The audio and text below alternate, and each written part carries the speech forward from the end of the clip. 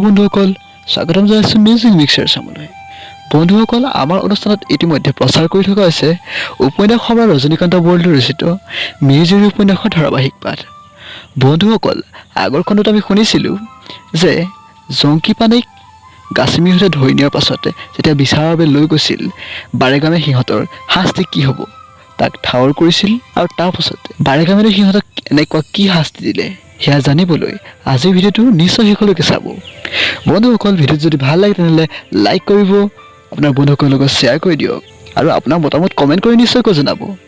আৰু আমাৰ পৰৱৰ্তী ভিডিঅ'টো পাবলৈ আমাৰ চেনেলটো নিশ্চয়কৈ ছাবস্ক্ৰাইব কৰি দিব আৰু তাৰ কাষত থকা ঘণ্টা বুটামটো টিপি দিব। বন্ধুসকল, এয়া উপন্যাস সম্ৰাট ৰজনীকান্ত বৰদলৈ ৰচিত মিৰি জীয়ৰী উপন্যাসৰ ৭ম অধ্যায়। পাঠ কৰিছে বিতুপন ফুকনে।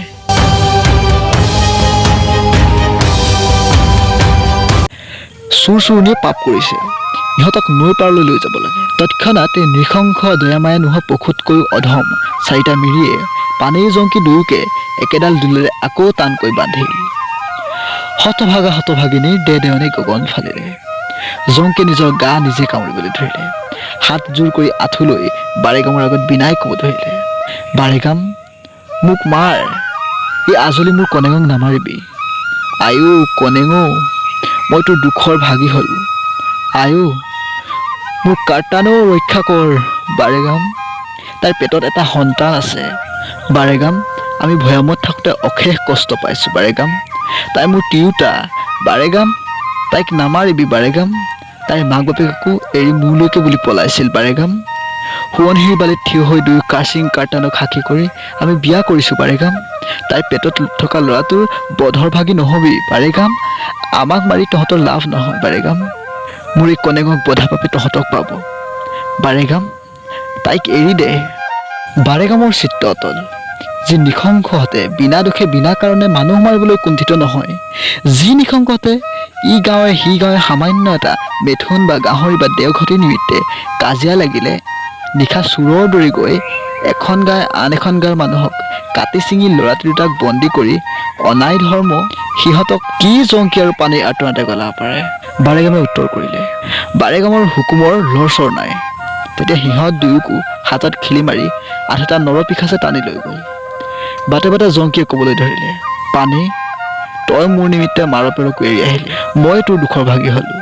এই বুলি জংকীৰ চকুৰ পৰা গিৰ গিৰ কৰি পানী ওলাবলৈ ধৰিলে। মোৰ আজলি আকৰি মিৰি জীয়ৰীৰ চকুৰেও ধাৰাষাৰ লুবলে। হতভাগিনীয়ে বুজিলে আৰু অলপ পৰৰ মূৰতে সিহঁতে এই সোণৰ সংসাৰ দেখিবলৈ নাপায়। কান্দি কান্দি বিনাই মোৰ জুই লাগি কপালিয়ে গাবলৈ ধৰিলে, নকৰিবি বৈ ঐ, নাকান্দিবি চেনেং ঐ, মনলৈ যে নানিবি হুক, ইপুৰি যে এৰি ঐ, পামেগুৰি ৰেগামৈ, দুখৰে যে পৰিব উৰ। পাঠক, ক্ষমা কৰিব, আমি আৰু সেই ভীষণ দৃশ্য চাবলৈ পানেই আৰু জংকীৰ পাছে পাছে যাব নোৱাৰোঁ।